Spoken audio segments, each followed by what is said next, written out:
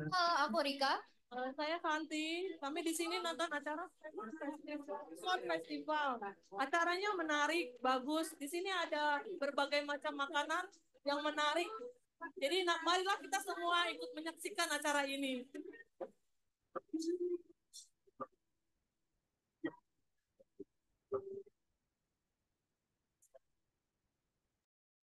Cek,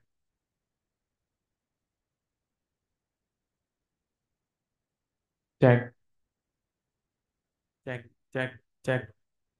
Puji Tuhan, semua boleh berjalan dengan sukses meskipun di awal kegiatan ini berbeda, tapi semuanya boleh berjalan dengan lancar dan sampai selesai dengan cuaca yang cukup baik. Kedepannya adalah ini menjadi agenda tahunan kita dan semoga kegiatan berikutnya semakin spektakuler.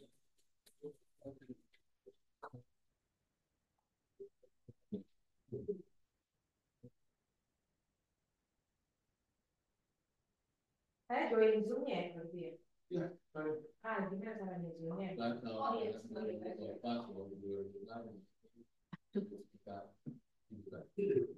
iya, tes.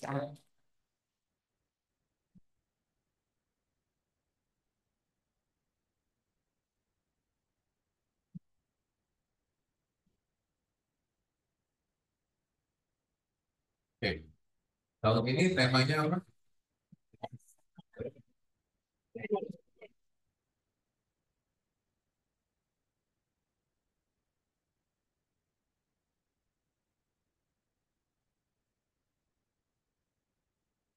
Kita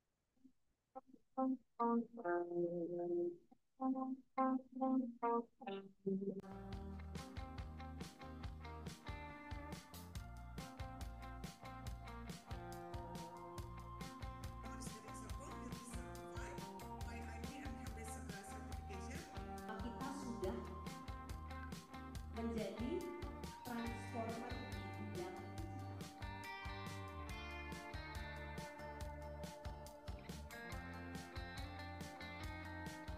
Kalau e-commerce itu nggak hanya melulu tentang akademik, tapi juga non akademik diperhatikan.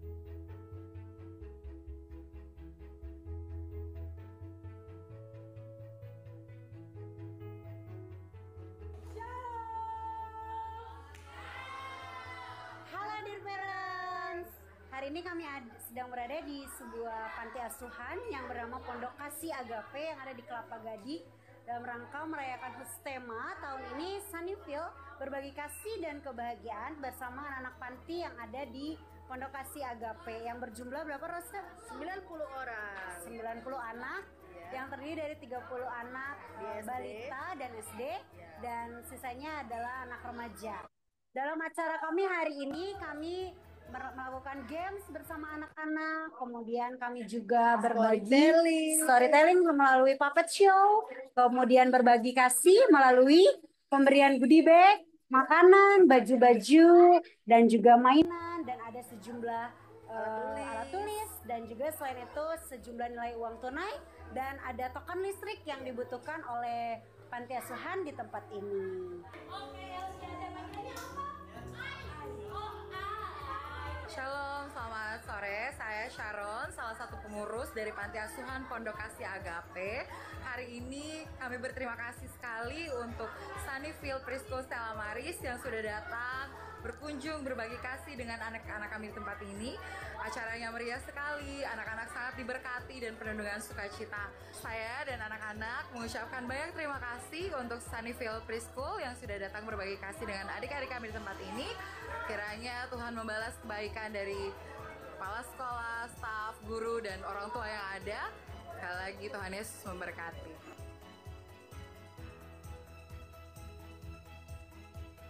Hello everybody, I'm Mr. Aaron, nice to meet you. I'm teaching English language.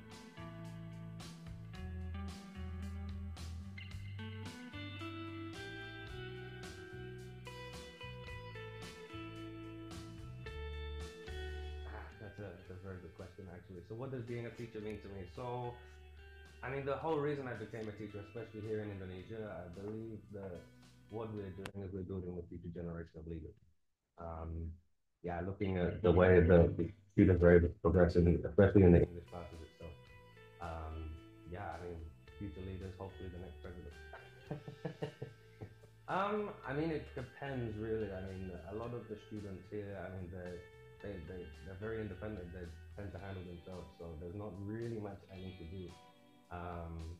In regards to how do I handle them? Of course, just make the lessons as fun as possible.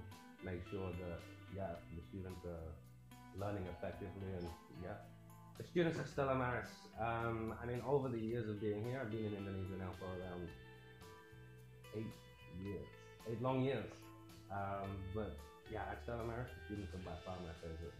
They're amazing. Great sense of humor. I mean, overall, they're amazing students. They're always eager to learn. I love teaching them. Where do I start? I mean, I like the values that Stella Maris has. I mean, of course, with it being a Catholic school, they have faith in God, collaboration, so everybody is working together in teamwork. They believe in excellence. So they're bringing up their students to do amazing things. Respect one another. Of course, it's extremely important. Being innovative, so finding new ways of learning and how to overcome obstacles in a new way, and their integrity, they're strong, they're ready to go. I believe that Stella Maris BST will greatly help. I mean, everybody's children. I mean, I'm looking to send my children here myself when I have them. I mean, it's a great school. The teachers are great. Everybody's friendly. It's an amazing school to work at. It's an amazing school to send your children to. Of course, I'll recommend Stella Maris BST. Like I said, I want to send my children here myself. Thank you very much, everybody. Bye bye.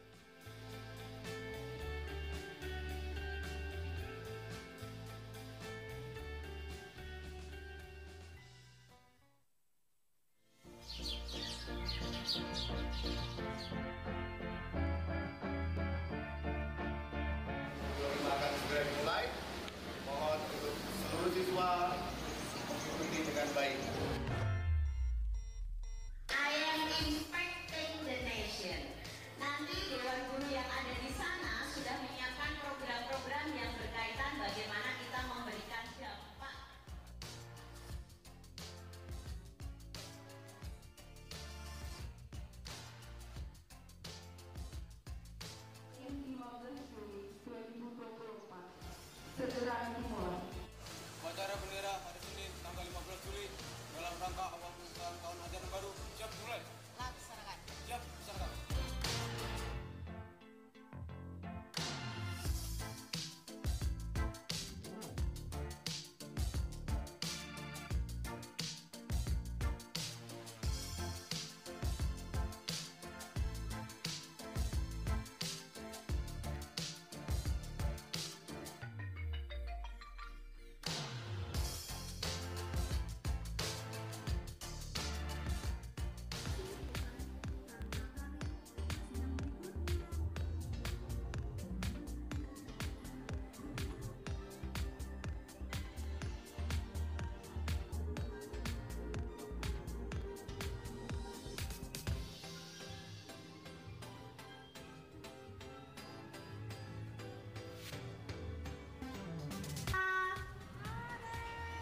Untuk penampilan our performance dari TK SD SD, SMP, dan SMA, inilah sebagai penutup.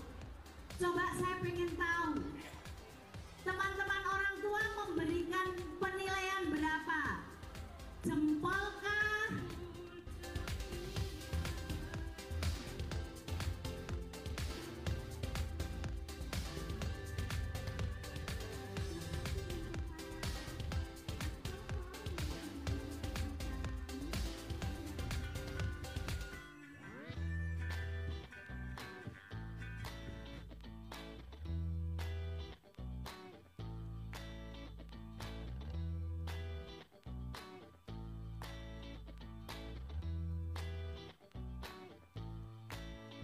Ya baik, terima kasih Bu. Baik Ibu, saya sampaikan permohonan maaf dari Pak Wali Kota dan Pak Wakil Wali Kota yang tadinya beliau hadir di sini, tapi karena satu hal beliau belum bisa bergabung. Mudah-mudahan Pak Wakil bisa bergabung di setelah selesai kegiatan.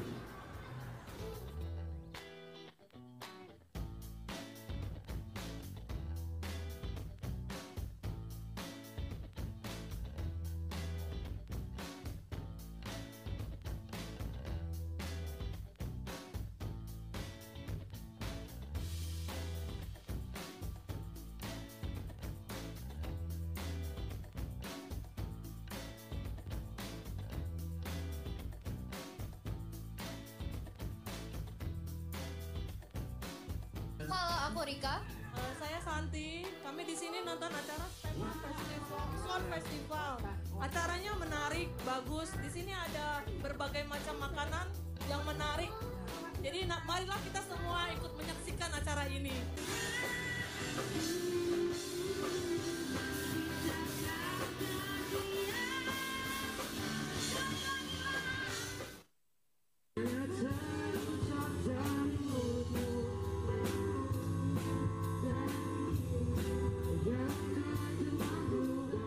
Dan puji Tuhan, semua boleh berjalan dengan sukses meskipun di awal kegiatan ini diguyur hujan. Tapi semuanya boleh berjalan dengan lancar dan sampai selesai dengan cuaca yang cukup baik. Kedepannya adalah ini menjadi agenda tahunan kita dan semoga kegiatan berikutnya semakin spektakuler.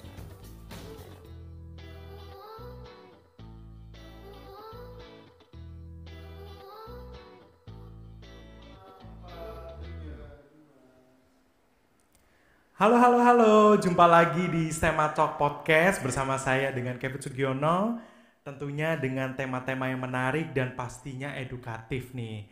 Nah, hari ini kita akan membahas seputar kunci sukses kreativitas anak lewat musik. Wah, pastinya menarik banget ya untuk dibahas.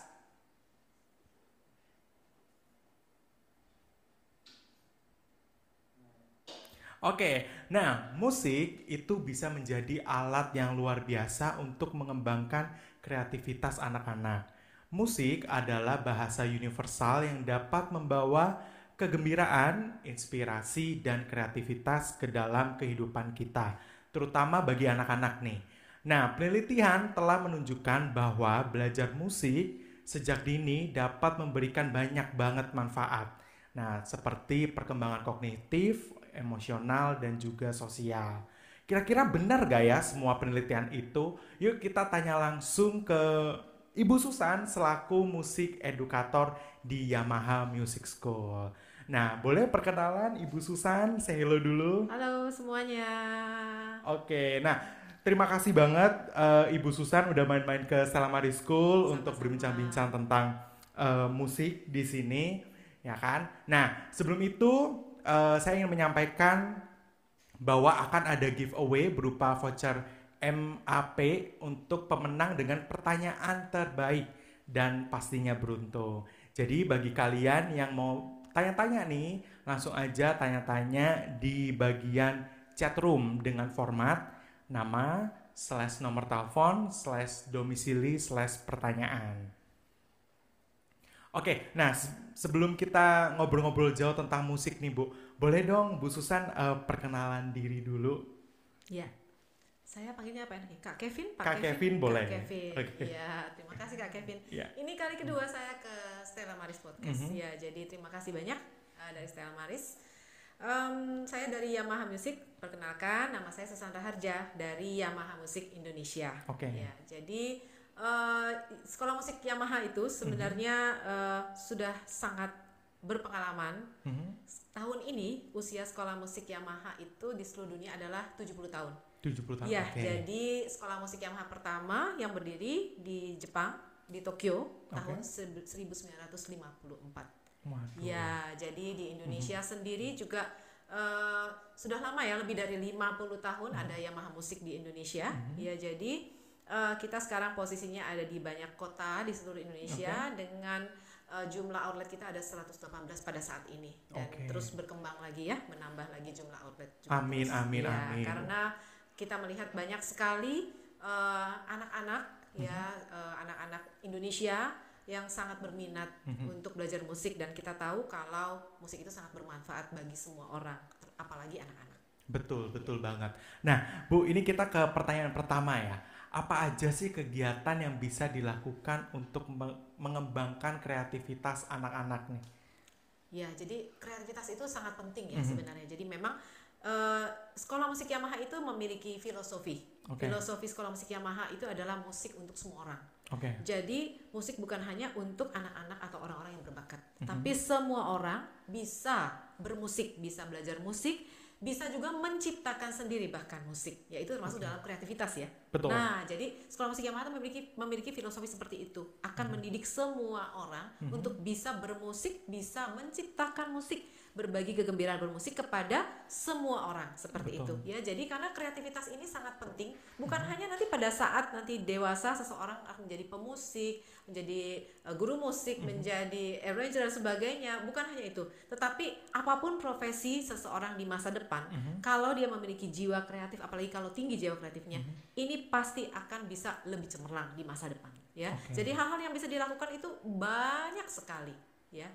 Jadi istilahnya bisa kegiatan mulai dari mereka menemukan satu melodi, lalu mengembangkannya, memvariasikannya, membuat iringannya, sampai akhirnya hanya dari melodi pendek mereka jadi bisa mengembangkan menjadi satu lagu. Itu kan istilahnya mereka harus mengembangkan kreativitas mereka. Oke. Maaf Ibu Susan, saya benerin dulu mic-nya ya. Kayaknya ketutupan di layar. Oke. Iya. Ya, terima kasih. Ya. Iya.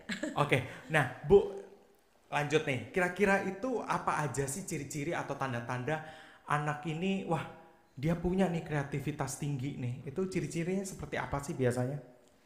Kalau anak yang punya kreativitas tinggi ya, jadi istilahnya kalau dikasih pancingan aja ya, contohnya kita hanya bilang coba ini contoh ya, anak kecil sekali ya, kita punya satu melodi, lalu kita bayangkan itu adalah beruang yang sedang berjalan.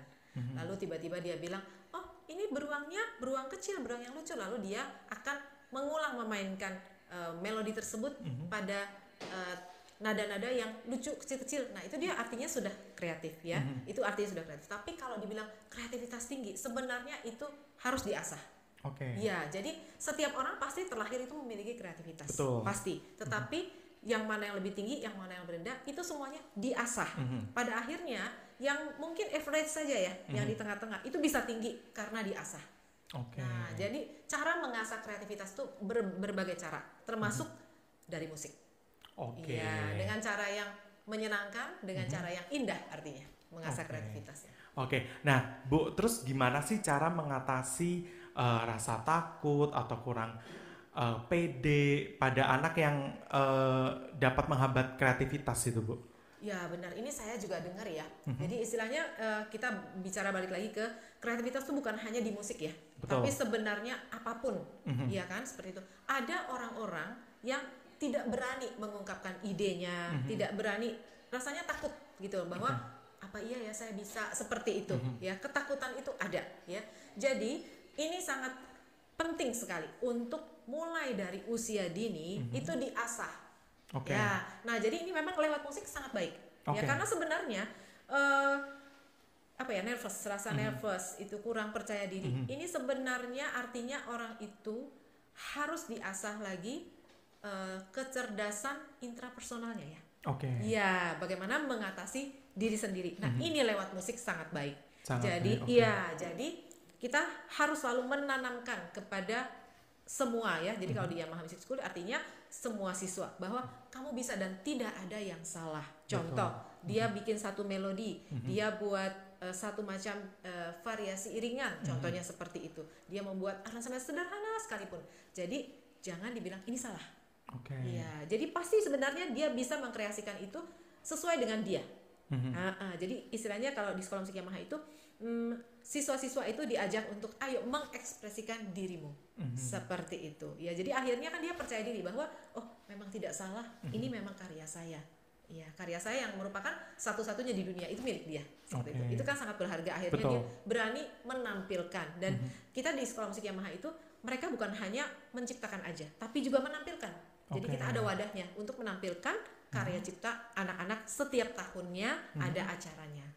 Iya, jadi mereka juga dilatih untuk menampilkan karya ciptanya. Walaupun masih kecil ya, mungkin lagunya nggak sampai 20 detik mungkin. Iya, tapi itu milik dia. Dan mungkin lagunya hanya sangat sederhana karena usianya baru 6 tahun 7 tahun. Sangat sederhana, imajinasinya baru tentang misalnya si kucing kecil contohnya, atau kelinci berlompatan yang sangat pendek sekali lagunya, tapi itu adalah milik dia satu-satunya, dan dia akan merasa bahwa ini adalah milik saya dan saya menampilkannya di depan orang banyak. Ini sangat penting untuk mengasah kreativitas mereka dan juga mengasah mereka punya rasa percaya diri. Jadi double impact ya. Betul. Double impact. Betul. Jadi benar-benar Yamaha Music School-nya benar-benar keren ya dalam menampilkan kreativitas anak-anak, terus diajarin untuk pede juga ya Bu ya. Iya, karena memang itu tujuannya ya. Istilahnya dimanapun mereka boleh berekspresi. Bahkan mungkin ketika mereka mendengarkan sepotong melodi dari manapun. Boleh saya share sedikit contohnya? Boleh banget Ibu. Saya share sedikit ya. Boleh. Contohnya ini ya. Ya, apakah sudah terlihat? Sudah terlihat? Oke. Sudah terlihat Ibu. Iya. Saya coba share ya. Ini adalah contoh.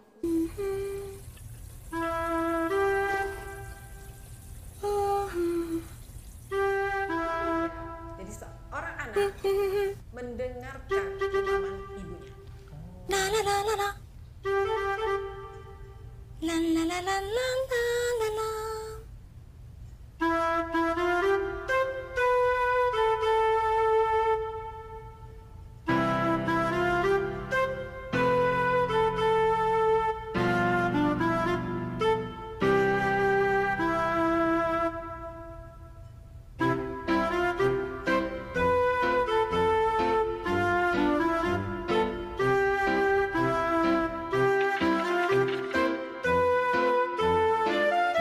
Yamaha 音楽教室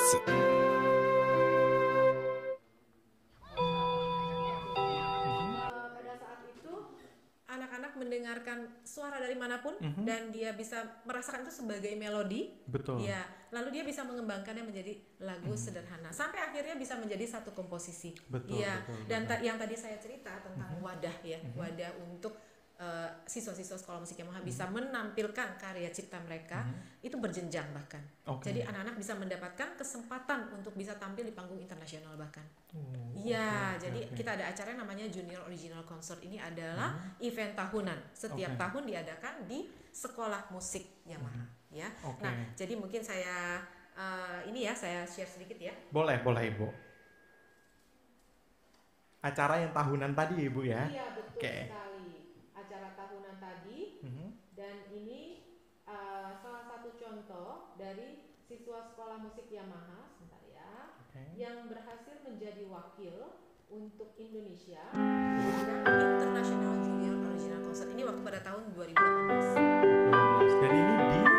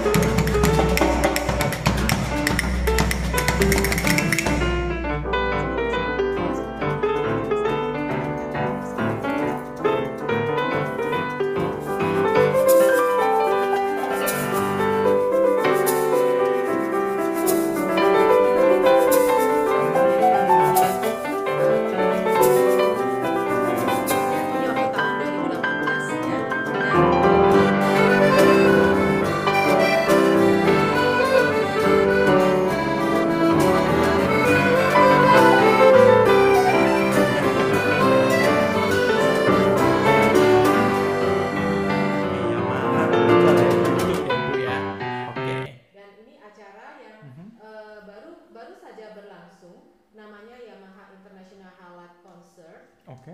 Baru berlangsung untuk tahun 2023 di bulan Desember lalu, dan Indonesia waktu itu sebagai tuan rumah. Oke. Ya. Jadi di Jakarta ya Bu ya?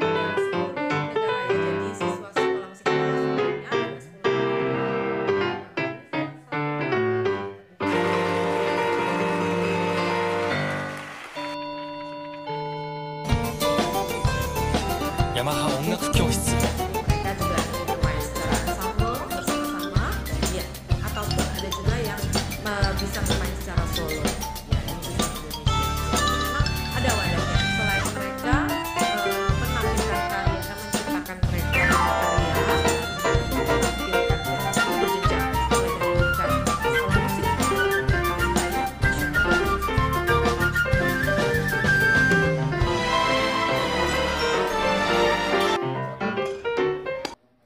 Oke, Bu lanjut nih. Nah, terus gimana sih Bu musik itu dapat membantu mengembangkan kreativitas pada anak ini?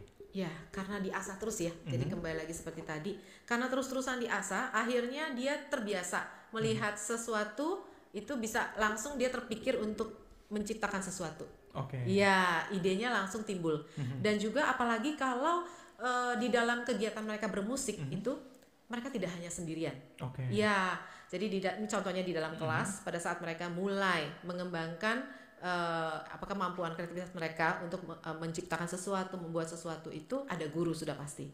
Guru akan memberikan input pasti. Ya, jadi ide dasar dari mereka, tetapi guru memberikan input. Nah, pada saat yang sama, kalau mereka itu di dalam kelas tidak hanya sendirian, ada teman-teman sebayanya. Ini juga akan sangat membantu. Karena kadang-kadang ide itu datang dari teman-teman sebaya. Betul. Iya, dan akan terasa sangat alami. Ya, karena dengan cara pemikiran mereka ya, dengan usia misalnya 7 tahun, 8 tahun itu pasti beda. Dengan anak usia 10 tahun, 12 tahun, apalagi dengan guru yang usianya pasti sudah di atas 20 tahun. Iya, jadi kan cara pemikirannya berbeda. Kalau mereka mendapatkan input hanya dari yang dewasa saja, mungkin nanti kreativitas mereka akan terkesan hanya akan sangat seperti dewasa. Tetapi kalau digabung dengan juga teman-teman sebaya, ini sangat bagus. Ya. Nah, terus gimana sih Bu peran orang tua dalam mendukung minat pada anak, khususnya di musik? Ini sangat penting. Ya. Jadi sekali lagi, sebenarnya kegiatan apapun ya, saya pikir ya, di sekolah pun ya, peran orang tua juga sangat penting. Ya, karena kalau anak-anak, kalau kita minta mereka untuk disiplin, konsisten, pasti mereka dalam proses belajar. Untuk belajar berdisiplin, belajar untuk konsisten dan sebagainya. Tetapi kan orang dewasa, orang tuanya yang sudah paham betul mereka mau memberikan yang terbaik untuk anak-anaknya, dan itu diperlukan konsistensi, diperlukan disiplin, diperlukan pemahaman yang baik ya dari istilahnya yang belajar bahwa ini sangat bermanfaat bagi saya, seperti itu. Untuk anak-anak itu kan susah ya. Jadi perlu orang tua, sangat penting sekali perannya. Jadi perannya kalau dalam hal ini ya mereka istilahnya membantu anak-anak dalam belajar ya. Contohnya paling simpel. Selalu ada pada saat anak-anak tampil, selalu ada juga pada saat anak-anak misalnya guru memberikan input, lalu orang tua itu mendampingi ya, dan ada komunikasi dengan guru ya dari orang tua juga. Dan istilahnya kalau guru itu kan sering sekali pasti ya ada informasi kepada orang tua, mama papa minta tolong ya nanti ingetin di rumah latihan, seperti itu. Nah, ini peran orang tua. Kalau orang tuanya selalu support dan selalu langsung kontak ke anak lagi ya, lalu istilahnya selalu mengawasi, ini biasanya akan sukses. Iya, tetapi apabila orang tua jauh di belakang, biasanya kita sebagai pengajar juga bingung. Dan akhirnya anaknya ya, anak-anak ya namanya ya, ada saja pasti nanti bablas los. Ya, bablas los.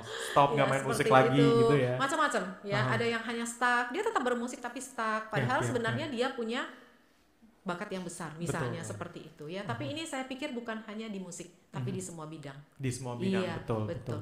Nah, Bu, terus apa aja sih manfaat di jangka panjang dari belajar musik nih di anak-anak sejak dini? Wah, ini banyak sekali yang manfaat jangka panjang ya. Yang pasti lewat musik itu saya ada satu testimoni, ya betul, testimoni sudah pasti, dan saya juga karena kan saya pengajar ya, otomatis saya tuh selalu menaruh perhatian besar pada masalah intelijensi anak-anak. Iya, saya ada tertarik dengan pendapat dari satu profesor yang mengatakan bahwa manusia itu sebenarnya memiliki paling sedikit 9 macam kecerdasan intelijensi ya. Nah, jadi salah satunya adalah musik, dan ternyata kalau intelijensi di musik itu diasah terus-menerus, dia akan kemana-mana. Jadi bisa meningkatkan intelijensi yang lainnya. Ya, jadi mungkin memang banyak sering ya, papa mama juga paling pasti pernah mendengar, Kak Kevin juga pernah dengar informasi yang bilang kalau orang belajar musik tuh biasanya lebih pandai, biasanya IQ-nya lebih tinggi, katanya gitu ya. Itu pendapat yang simple aja. Ya. Jadi memang kalau kami sebagai pengajar, pengalaman kami itu melihat anak-anak juga, kami punya pengalaman seperti itu. Jadi anak-anak yang di musiknya juga cerdas, sekolahnya itu juga cerdas biasanya, dan mereka cepat sekali untuk menangkap segala sesuatu, dan mereka bisa berkonsentrasi lebih lama. Iya, betul. Iya, dalam usianya ya, kan setiap tingkatan usia itu punya rentang konsentrasi yang berbeda-beda. Tetapi bagi mereka anak-anak itu yang memiliki konsentrasi lebih dalam di musik lebih lama, biasanya di sekolah juga begitu. Jadi informasi dari guru-guru sekolahnya juga seperti itu. Ya, jadi manfaat jangka panjang banyak sekali. Pada saat mereka bisa konsisten di segala sesuatu, disiplin di segala sesuatu, lalu istilahnya musik mengisi hari-hari mereka. Jadi kemudian hari ya itu ya, mereka menjadi pribadi yang terutama apabila mereka diasah kreativitasnya, yang kreatif. Ya. Orang yang kreatif itu penting ya. Sekalipun pekerjaannya misalnya jadi apapun ya, entah jadi dosen, jadi dokter, jadi apapun ya. Mungkin menteri juga ya, penting ya orang yang kreatif ya. Betul. Iya, jadi manfaatnya sangat panjang kalau kita bisa mengasah sejak kecil, sejak dini. Betul. Apalagi katanya kalau di penelitian tuh, kalau orang belajar musik nih, otak kanan dan otak kirinya itu seimbang. Betul, karena bergerak semua. Iya, betul. Pada saat yang sama, pada saat dia bermain musik, mata, telinga, tangan, kaki semua harus bekerja sama. Iya, betul. Jadi ya istilahnya otak kanan dan kiri dipakai terus seperti itu. Harus bisa berkoordinasi. Ya. Oke. Nah, Bu, terus gimana sih metode pembelajaran musik yang menyenangkan bagi anak-anak nih? Iya, betul. Ini penting sekali ya. Jadi kalau belajar musik tanpa kita juga berpikir sebenarnya apa sih yang cocok untuk setiap jenjang usia. Nah, ini juga yang kadang-kadang membuat anak dari setiap jenjang usia itu merasa tidak asik.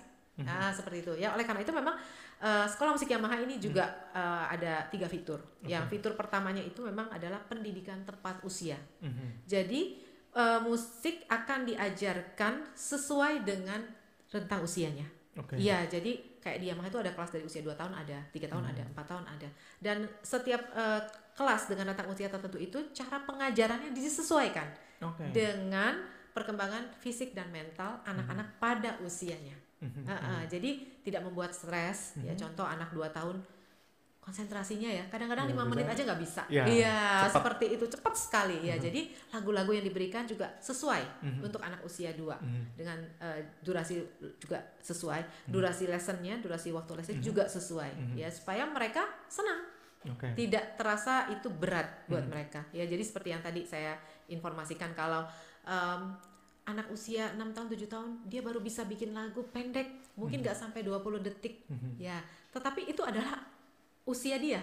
Kalau kita minta dia main lagu, bikin lagu untuk 5 menit, 2 menit, 3 menit, berat buat dia, akhirnya tidak menyenangkan. Ya, seperti itu ya. Jadi kita menghargai setiap jenjang usia punya perkembangan fisik dan mental. Apa yang berkembang dengan pesat pada usia itu, nah lewat kondisi fisik dan mentalnya kita masukkan pelajaran musiknya. Seperti itu. Yes.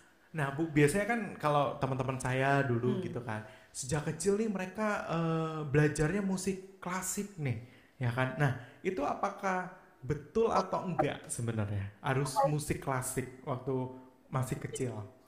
Semua sebenarnya, semua musik sangat-sangat bagus ya. Cuman memang ada banyak pendapat ya, bahkan ibu-ibu hamil diminta mendengarkan musik klasik ya. Ya, itu ada penelitiannya memang katanya ya. Jadi contohnya lagu-lagu dari komposer A atau B yang memang mungkin dia punya bunyinya itu katanya ada pada frekuensi tertentu akan merangsang dari otak dan sebagainya. Tetapi sebenarnya semua musik bisa. Iya, betul ya. Jadi kalau kayak istilahnya di sekolah musik Yamaha pada saat mereka usia 2 tahun, kita mix semua. Jadi ada materi yang anak-anak diajak untuk bernyanyi, tentu saja tidak bisa musik klasik kalau nyanyi ya, tetapi dengan style arrangementnya yang disesuaikan dengan anak usia 2 tahun. Tetapi nanti di dalam pelajaran itu juga ada sesi di mana anak-anak diajak untuk mendengarkan permainan guru. Biasanya lagu klasik tapi yang pendek, yang ringan, agar mereka tetap bisa berkonsentrasi untuk mendengarkan. Ya, karena kalau kita memaksakan lagu yang berat, sesuatu yang berat lah ya, bukan hanya lagu ya, kepada satu rentang usia, akan tidak asik ya, dan mereka akan merasa enggak banget, saya enggak suka, saya capek dengarnya, seperti itu. Betul. Jadi kita akan berusaha untuk selalu menyesuaikan dengan jenjang usianya. Nah, kita akhirnya masuk di sesi Q&A. Saya ingatkan lagi kepada teman-teman yang lagi nonton bahwa akan ada 3 pertanyaan terbaik nantinya yang akan mendapatkan voucher MAP dari Yamaha Music School. Nah, nama para pemenang nanti akan saya umumkan di akhir podcast. Langsung saja saya bacakan pertanyaan pertamanya ya.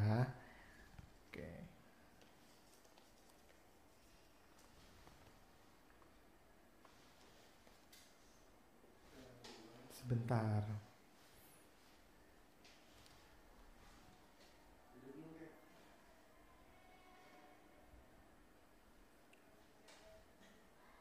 Ngirimnya di mana ya, Kak? Sorry. Di Jevon. Maaf ya. Dari Meisalinda di Semarang, Ibu. Bu Susan, benarkah musik yang kita dengarkan ke anak sejak dalam kandungan akan terekam di memori otaknya sampai dewasa? Apa pengaruhnya untuk tumbuh kembang anak? Terekam. Ya, kalau bilang terekam, kita tidak pernah bisa tanyakan kepada anak bayi pun. Kamu ingat nggak dulu? Yep. Ya, tetapi yang seperti tadi mungkin ya saya cerita sedikit. Memang ada informasi ya dari banyak media mungkin ya, katanya kalau hasil penelitian dari para ahli bahwa ya contohnya musik klasik yang komposer A, B, C cocok untuk misalnya ibu hamil karena mungkin ada suaranya ya, dia punya melodinya itu pada frekuensi tertentu, itu akan merangsang perkembangan otak dari anak-anak. Ya, bahkan yang sekarang ini saya pikir juga di dunia kedokteran juga ada ya. Saya pernah ada dari keluarga saya juga pernah ada yang usianya sudah tua. Jadi dia waktu itu menderita demensia. Lalu dia pergi ke dokter dan dianjurkan musik terapi, ya, di mana juga diberikan musik yang sudah ada gitu musiknya. Jadi dia minta keluarganya untuk memutar musik itu pada jam tertentu atau 1 hari berapa kali seperti itu.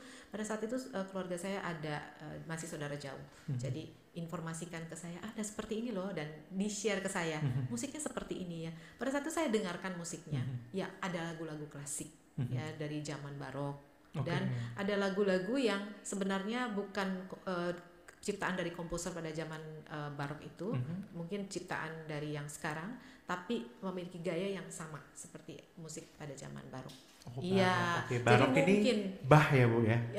Eranya Johann Sebastian Bach, eranya dia, eranya dia ya. Jadi bukan hanya Bach, tapi eranya di sana. Iya. Betul. Nah itu saya pikir mungkin penelitian dokter-dokter ya, bahwa mungkin gaya musik seperti ini itu bisa merangsang untuk otak-otak yang misalnya ya itu ya seperti orang tua ya, mungkin ya seperti itu. Jadi katanya untuk jenis penyakit ini dia pakai ini, itu musik terapi. Ya saya tidak mendalami musik terapi sih ya, tapi karena ini share dari orang-orang terdekat saja. Jadi kalau ditanya soal anak-anak yang waktu dalam kandungan didengarkan musik klasik, apakah dia bisa ingat, kita juga ya seperti tadi ya, kita tidak punya informasi karena kenapa? Kita tidak bisa tanya ya pada saat kamu ingat nggak? Waktu bayi aja kamu ingat nggak? Nggak ingat kita ya. Mungkin pengalaman-pengalaman yang sangat-sangat kena kepada seseorang itu pada saat dia usia 3 mungkin masih bisa diingat. Iya, mungkin masih bisa diingat ya. Tetapi memang ada informasi bahwa musik itu adalah ingatan jangka panjang. Oke. Yes, ya mungkin saya pernah share juga ya di sini ya. Saya lupa apakah di podcast ini apa ya, tempat lain.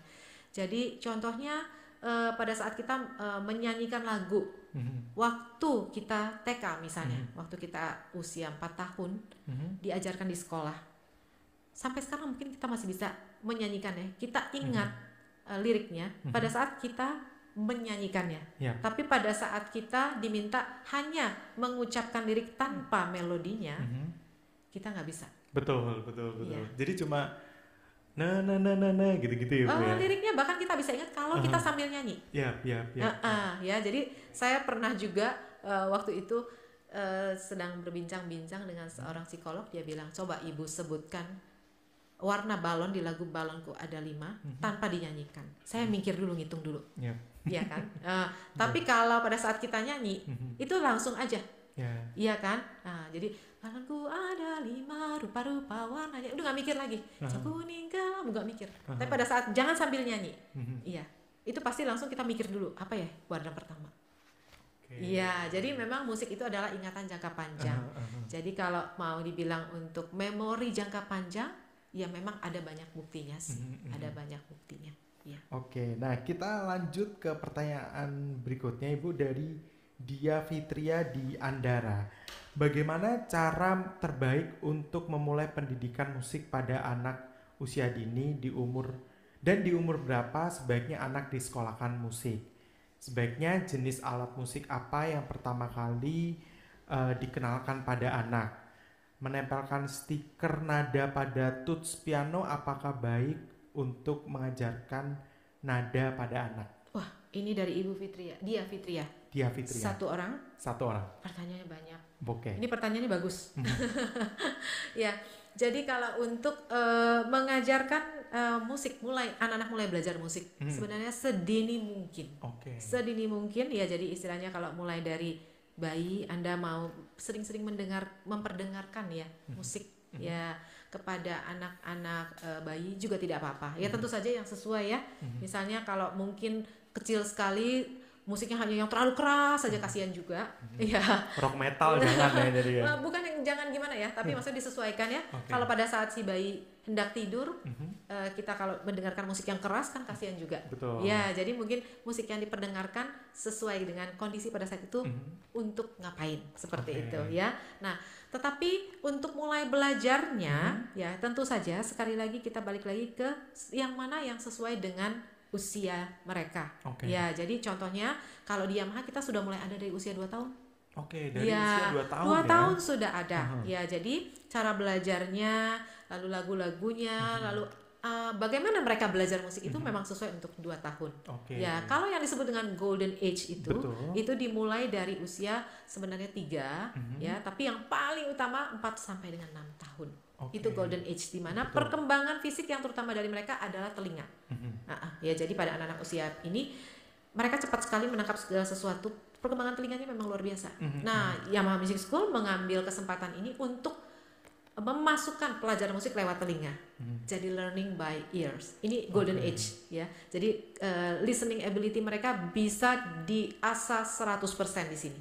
Kalau udah lewat udah nggak bisa 100%. Walaupun masih bisa, tapi nggak bisa 100% lagi. Ya, jadi memang kursus musik di Yamaha tuh ada, mulai dari usia 2 ada, 3 tahun ada, 4 sampai 6 juga ada. Yang namanya Junior Music Course. Nah, di Junior Music Course ini anak-anak akan mengasah kemampuan listening ability ya. Jadi ya kemampuan pendengaran mereka akan musik. Musik ini penting telinga ya. Betul. Penting karena suara. Iya, jadi mereka harus memiliki kepekaan akan pendengaran akan musik yang baik ya, bukan hanya pitch-nya saja, bukan hanya pada saat orang main do re mi dia tahu itu do re mi, bukan, tapi banyak sekali elemen musik yang mereka bisa dapatkan pada usia ini sebagai bekal mereka. Ini basicnya, ini adalah fundamentalnya pada saat seseorang bermusik. Nah, pada usia 4 sampai dengan 6 ini yang luar biasa pesat ya. Jadi kalau mau bilang mau belajar musik usia 4 sampai 6 ini bagus. Kalau dia bisa mulai dari usia 3, ini lebih bagus. Kalau dia bisa mulai dari usia 2, sangat bagus. Sangat bagus, Seperti ya. itu, ya. Oke. Tapi pada saat usia 2 dan 3, mereka belum bisa memainkan satu alat musik seperti yang halnya kita bayangkan orang dewasa main alat musik. Oke. Karena perkembangan motorik halus mereka yang belum, ya. Dan pada saat nanti usianya di 3 tahun juga sudah mulai di kursus kita, ada namanya kursus Music Wonderland. Itu sudah mereka mulai memegang alat musik berjenis keyboard, ya. Yang di kelas yang dipakai itu elektron saat ini, ya. Jadi alat musik berjenis keyboard tuh yang ada tulis hitam putihnya. Ya, nah, kenapa kok dipakainya alat musik berjenis keyboard untuk sebagai alat musik dasar bagi anak-anak atau pemula dalam belajar musik, ya? Karena alat musik berjenis keyboard itu ada tuts hitamnya itu ada klasternya yang 2, 3, 2, 3. Ini secara visual mereka bisa langsung melihat di mana letak satu not. Betul. Ini gampang, ya. Kalau alat musik lain tuh kadang-kadang ada yang nggak kelihatan di mana letak notnya itu, ya, kayak violin tuh nggak kelihatan. Biola, ya? Iya, betul. Itu kan belum kelihatan, ya. Jadi ini sangat mudah bagi anak-anak untuk mengenali. Ya, jadi kalau kita di sekolah musik Yamaha untuk anak-anak pendidikan dasar ini, kita bukan bilang mereka belajar main piano, belajar main keyboard, belajar main elektron, bukan. Tapi mereka belajar musik, comprehensive learning itu. Jadi semua dasar-dasar bermusik lewat alat musik yang sesuai untuk usia ini dalam belajar dasar bermusik, yaitu alat musik berjenis keyboard. Seperti itu. Ya, itu yang cocok, ya. Oke, jadi ini yang terakhir Ibu, yang pertanyaan tadi sama Dia Fitria, menempelkan stiker nada pada tuts piano apakah baik untuk mengajarkan nada pada anak? Iya, sebenarnya ini kurang ya. Karena kalau dia hanya mengandalkan stiker itu, pada saat dia menemukan alat musiknya tidak ada stiker, dia nggak bisa tahu di mana letak nada itu. Iya, jadi sebaiknya dilepas, ya, dilepas dan mereka bisa mengenali karena tadi klaster tuts hitamnya yang ada 2, ada 3, ada 2, ada 3. Ini akan membantu mereka dalam mengenali. Ya, jadi kalau kami di sekolah musik Yamaha pada saat mereka belajar di usia 4 tahun, di lesson pertama pun kita sudah mengenalkan itu. Ini letaknya do, seperti itu. Jadi kita minta untuk mencari di mana do yang lainnya. Jadi pada hari pertama pun mereka sudah akan mencari di mana do-nya. Ya, jadi tidak akan sulit buat mereka. Ya. Oke, nah ke pertanyaan berikutnya dari Juwita di Tangerang. Apakah ada usia ideal untuk anak start berlatih vokal, Bu? Bagaimana kita bisa mendeteksi atau melihat bakat vokal dan alat musik sedini mungkin? Vokal, ya. Vokal. Jadi pada saat anak-anak itu di usia golden age tadi, sebenarnya perkembangan pita suaranya juga belum sempurna. Iya, jadi pada saat itu yang paling pesat berkembang dan tidak akan sepesat itu lagi di usia-usia selanjutnya hanya pendengaran. Iya, ini jari juga belum. Jari baru mulai akan terus berkembang cukup pesat mulai usia 6, 7, dan 8 baru sempurna. Nah, sama juga pita suara. Ya, jadi pita suara ini bahkan pada saat usia remaja, ya, itu juga akan mengalami penurunan malah. Iya, pada usia akhir balik perubahan suara, ya. Perempuan dan laki-laki itu juga sama. Nanti baru akan berkembang lagi, ya. Tetapi tentu saja pada saat anak-anak kita tidak bisa bilang bahwa dia nggak bisa nyanyi gitu. Bisa. Tentu saja bisa, ya, itu juga bisa dilatih, ya. Anak-anak biasanya sih kalau nyanyi itu orang-anak suka, ya, biasanya, ya, makanya sekolah-sekolah TK semuanya nyanyi itu utama. Iya, betul, karena sekali lagi sangat mudah untuk memasukkan pelajaran apapun bahkan lewat nyanyian. Betul. Iya, saya dengar bahkan ada yang istilahnya masukin rumus-rumus apa tuh lewat nyanyian, ya, rumus matematik atau rumus apa itu pakai nyanyian supaya orang gampang inget katanya. Jadi nyanyi itu adalah sesuatu kegiatan yang menyenangkan dan juga sangat bermanfaat, ya, itu kegiatan bernyanyi. Dan ini alat musik yang paling alami dari Tuhan untuk manusia. Kita suara, ya, Bu, ya. Betul, ya, suara. Sebelum kita bisa main alat musik pasti kita bisa nyanyi. Sebelum kita bisa bicara, kita nangis dulu, teriak itu pasti, ya, itu sudah nyanyi sebenarnya. Ya kan, sudah nyanyi sebenarnya. Jadi ini bisa diasah ya. Jadi kalau untuk nyanyi kita di sekolah musik Yamaha ada satu kursus namanya Children Singing Course. Itu kita bisa mulai dari usia 4 tahun. Pada saat anak-anak usia 2 tahun dan 3 tahun, sebenarnya di dalam pelajaran musiknya itu di kelas yang 2 tahun tadi ya, di kelas musik fantasi namanya di sekolah musik Yamaha. Itu mereka sudah diajarkan bernyanyi.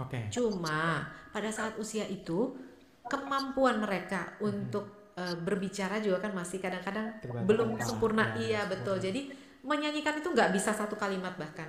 Mungkin sepotong 1 kata 2 kata seperti itu. Tapi kita asah juga. Tetapi di sini di musik fantasi anak-anak bukan tujuannya untuk les nyanyi, bukan. Tetapi untuk musik ya secara keseluruhan. Nah, pada saat mereka usia 4 di sekolah musik Yamaha ada satu kursus memang untuk olah vokal yang namanya Children Singing Course. Dan pada saat usia 6 mereka bisa masuk ke vocal course. Ya, jadi diasah. Di sini adalah bagaimana cara mereka nafas, ya, lalu bagaimana bentuk mulut untuk bisa ya melafalkan pengucapan yang baik seperti itu ya. Nah itu sudah diajarkan bahkan sejak usia dini dengan cara yang tentu saja seperti anak-anak ya. Jadi misalnya tujuan mereka adalah untuk gitu contohnya ya, karena kan untuk belajar bentuk mulut dan sebagainya dan bagaimana mereka nafas untuk bisa membuka rongga diafragma ya untuk bernyanyi dengan baik ya. Pada saat itu usia 4 sampai 5 itu pelajaran itu disusun bukan mereka ini loh A B C kamu begini ya begini, enggak. Tapi musiknya dan juga bahkan bukunya juga dirancang sedemikian rupa di mana ini akan terasa menyenangkan buat anak-anak dengan gambar-gambar berwarna dan sebagainya. Oke. Nah, ini ke pertanyaan selanjutnya Ibu dari Nita Wintanto di Jakarta. Mau tanya, apakah seorang dapat memiliki bakat seni musik berdasarkan genetik atau jika ingin anaknya memiliki talenta di bidang musik? Benarkah ketika hamil harus sering mendengarkan musik agar bayinya lahir sudah memahami dunia seni musik? Ini mitos atau fakta ya? Iya, ini juga bagus pertanyaannya. Ya, jadi yang pertama mengenai bakat ya, artinya. Jadi sekali lagi mungkin ada memang, ya. Jadi ada manusia yang terakhir dengan bakat di satu bidang lebih tinggi daripada orang lain. Ya, istilahnya kalau istilah bahasa umumnya dari sononya, dari sononya udah begitu. Dari gitu. Pabriknya. Iya, dari pabriknya. Kita juga nggak tahu dari pabriknya udah begitu, gitu ya. Itu ada. Ya, pasti ada, tetapi jangan lupa bahwa bakat saja tanpa diasah tidak jalan.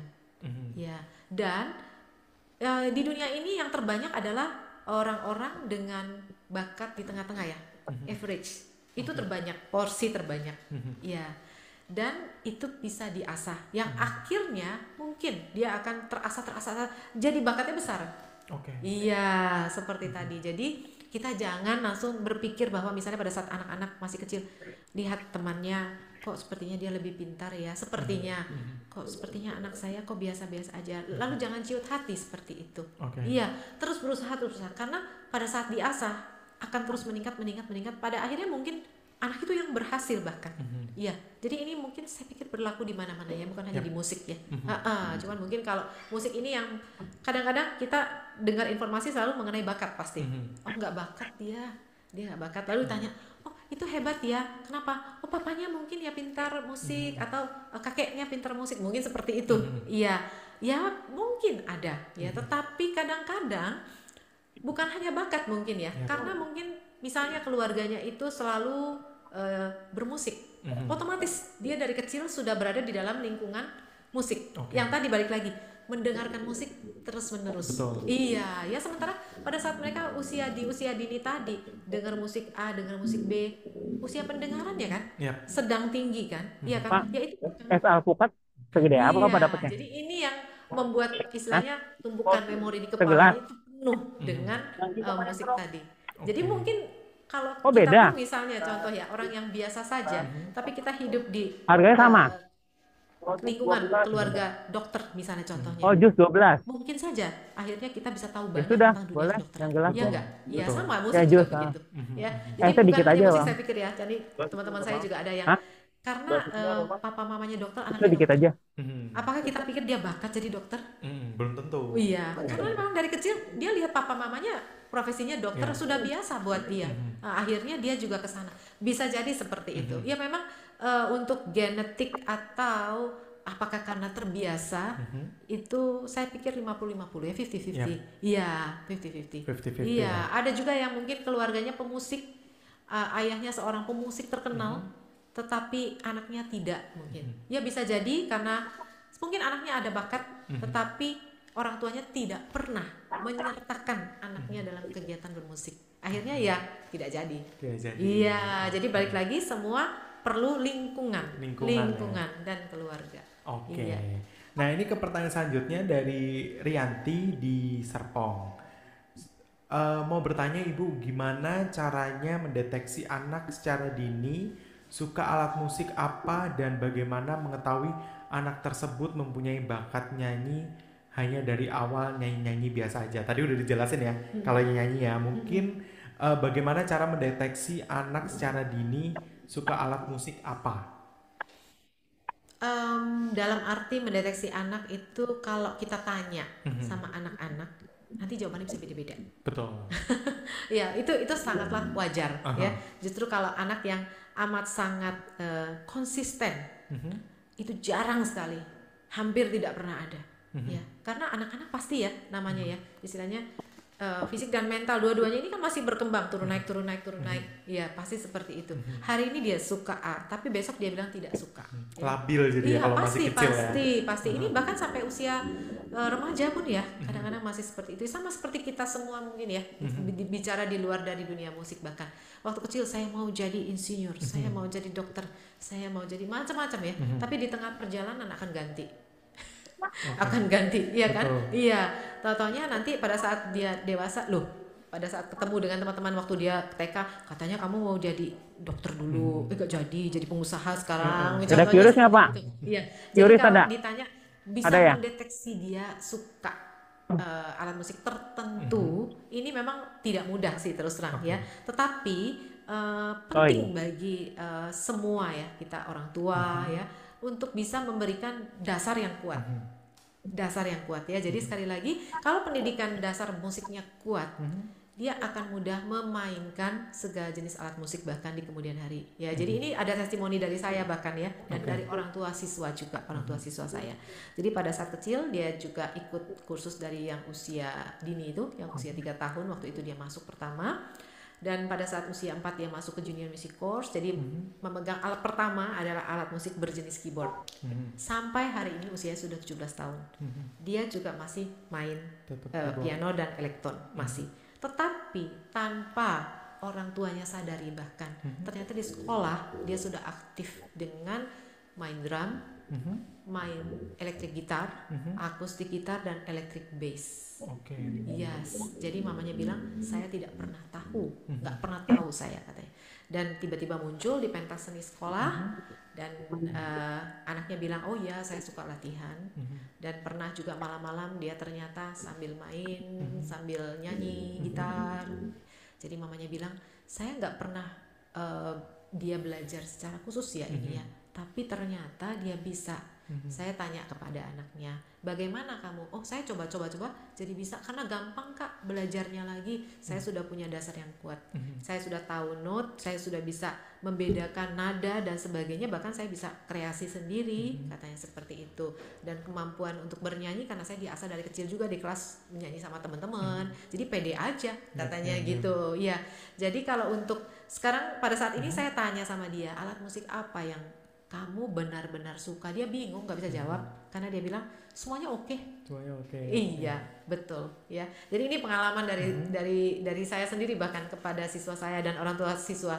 Jadi sampai saat ini sih orang tua siswa itu bilang, wah luar biasa, saya nggak pernah tahu dia bisa main A, B, C dan sebagainya. Ya, tapi kalau waktu kecil pada saat dia ditanya, saya ingat waktu dia kecil itu mamanya tanya, kamu sukanya apa? Ya itu ganti-ganti ngomongnya.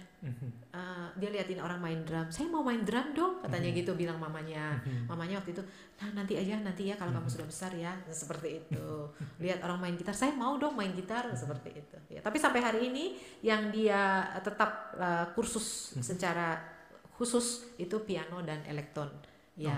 Tapi gitar, drum itu dia bisa main, ya walaupun tidak yang maksudnya apa ya, benar-benar mendalami gitu. Tapi kalau dia mendalami benar-benar, saya yakin hasilnya akan bagus. Pasti bisa ya. Iya, hasilnya akan bagus. Nah, ini ke pertanyaan selanjutnya dan pertanyaan yang terakhir dari Odor di Jakarta Timur. Bu Susan, anak saya waktu umur 2 tahun suka gitaran, dan menurut teman saya main gitarnya pas walaupun hanya gitar mainan, namun hanya sekitar setahun saja, sekarang usianya 7 tahun dan lagi seneng main pianika. Apa yang sebaiknya saya lakukan supaya dia tetap main musik? Terima kasih. Oke, terima kasih. 2 tahun main gitar mainan ya? Yep. Mungkin yang dinilai tepat itu adalah mungkin ini mohon maaf kalau saya salah ya. Mungkin pada saat dia sambil pura-pura main gitar, 2 tahun ya nggak mungkin main gitar ya. Yep. Gitarnya besar, Pak, gitar mainan itu kan nadanya pasti bukan nada yang sebenarnya. Iya. Jadi mungkin pada saat itu dia pura-pura main gitar di mana ada musik misalnya ya yang sedang diputar, lalu mungkin dia mengikuti iramanya. Mungkin ya. Nah, pada saat itu sebenarnya ini pendapat saya sih ya. Kita tidak bisa menilai bahwa dia main gitar. Betul. Tapi kemampuan musiknya mungkin secara alami dia bisa mengikuti irama. Iya, ya jadi yang ada di musik itu misalnya can misalnya seperti itu dia bisa ikuti. Nah, bagi orang tua pasti takjub karena dia paham ya. Jadi sebenarnya ini kemampuan musiknya, kepekaan musik itu jalan anak ini. Iya, pasti ya. Dan mungkin sekarang di sekolah sedang main pianika ya, karena betul. Sekolah banyak ya pianika. Nah, bagaimana caranya? Nah, ini usianya 7 tahun ya. Belum terlambat, Mama. Jadi, boleh istilahnya masuk ke lembaga pendidikan musik yang tentu saja terpercaya.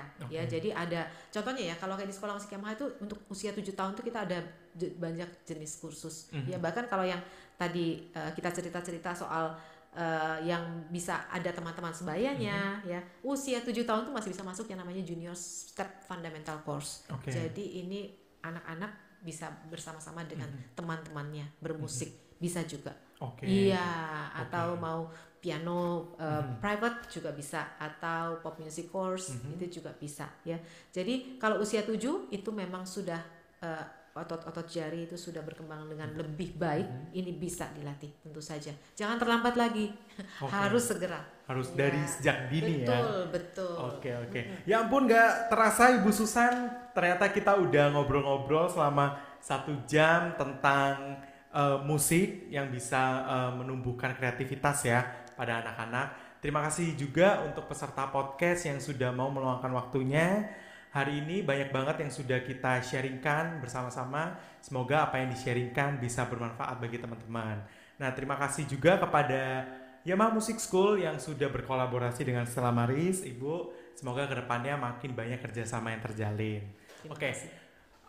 Mohon maaf juga bagi teman-teman yang bertanya dan belum sempat kami jawab, ya kan? Akhirnya bagian yang ditunggu nih sama teman-teman, yaitu pengumuman giveaway pada hari ini. Kira-kira siapa ya? Iya. Tadi ada pertanyaan yang bagus ya. Ada 3 pertanyaan yang bagus. Betul. Dari Ibu Dia Fitria. Ibu Dia Fitria ya, selamat. Lalu Ibu Nita Witanto dari Jakarta. Nita Witanto, Ya. Dan Ibu Odor tadi juga. Dan Odor ya. Selamat ya untuk para pemenang. Ya, selamat kepada para pemenang. Nah, pemenang akan dihubungin nantinya oleh tim marketing communication Stella Maris untuk dikonfirmasi melalui WhatsApp. Pastikan nomor WhatsApp yang diberikan telah terdaftar dan dapat dihubungin ya oleh tim marketing Stella Maris School. Nantikan podcast Stema Talk minggu depan setiap hari Jumat jam 3 sore bersama narasumber yang kredibel dan pastinya host yang kece nih. Jangan sampai ketinggalan dan gak daftar ya, karena ini benar-benar gratis. Buat yang tertarik untuk lebih tahu banyak tentang Stella Maris School, boleh silakan follow sosial media kami. Di Instagram ada @stellamaris.sch, YouTube ada Stema TV, dan TikTok ada Stella Maris School. Nah, bapak-bapak, ibu-ibu, teman-teman juga bisa menghubungi kami di nomor WhatsApp di 0878 72785231 dengan format nama /usia anak /pertanyaan. Oke, akhir kata dari saya Kevin dan Ibu Susan. Oke, pamit undur diri, sampai jumpa di podcast berikutnya. Bye bye.